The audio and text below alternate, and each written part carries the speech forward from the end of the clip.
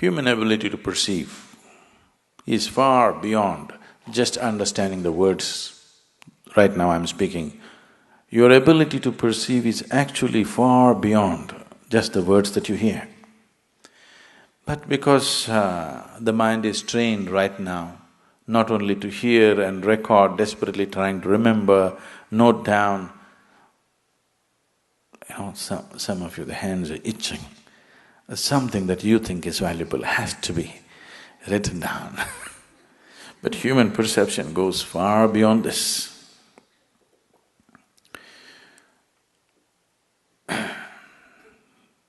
Recently I was just 4 days ago, I was in discussion with one of the top-level environmental scientists in this country, and we were just talking about it.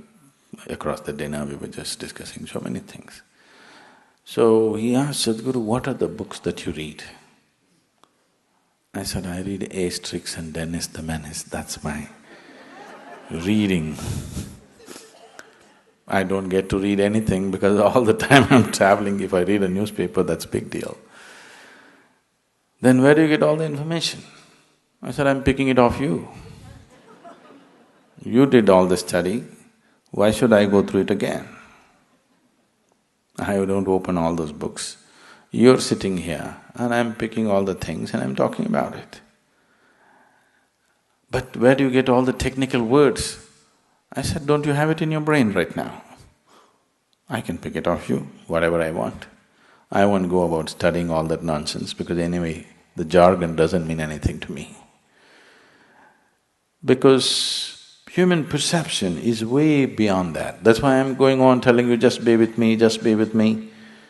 If you can simply be with me, your ability to perceive this is far more than writing down every word of what is said. If you have all these words, you still won't know anything. Actually, shall I tell you the secret?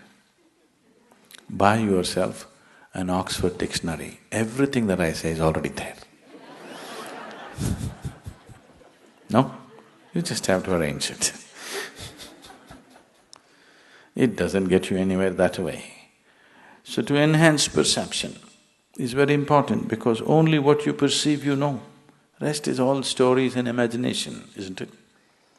What you perceive and you experientially know, that's all you know. Rest are just empty stories. It doesn't matter how great the story is, it is still an empty story which won't make a difference in your life. If it has to make a difference in your life, there must be an experiential dimension to it. That will happen only if you perceive. You heard of Vivekananda? He's the first yogi who came to this country in 1893 and made a little bit of waves in those days. So he also went to Europe on his way back from United States and happened to be a guest of a German philosopher. And after dinner they met in the study and they were discussing this and that, and there was a large book on his table which was over 700 pages. So Vivekananda said, because the man was speaking very highly about the book, he said, can you give me that book for an hour? Let me see what is there in it. That man laughed. He said, in 1 hour you're going to read this book? I have been reading it for weeks and not getting anywhere because it's so complex. And that too, it's in German language. You don't even know the language. What will you do with it in an hour? Vivekananda said, you give it to me for an hour, let me see. So the book was given to him. He took the book and placed it between his two hands and just sat there with his eyes closed. After 1 hour, he took the book and gave it to him and said, this doesn't have anything significant in it. That man thought, this is the peak of arrogance. You don't even open the book and you make a comment about the book, a book which is in a language that you do not know. So he was a little put off by this and he says, what is this nonsense? Vivekananda said, you ask me anything about the book, I'll tell you. Okay, in page 633, what is there? Verbatim, Vivekananda repeats. You ask any page, just number the page, he will tell you what is there word by word on every page.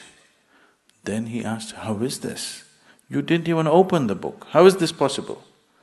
He said, that's why they call me Vivekananda. Viveka means perception. His name is Narendra.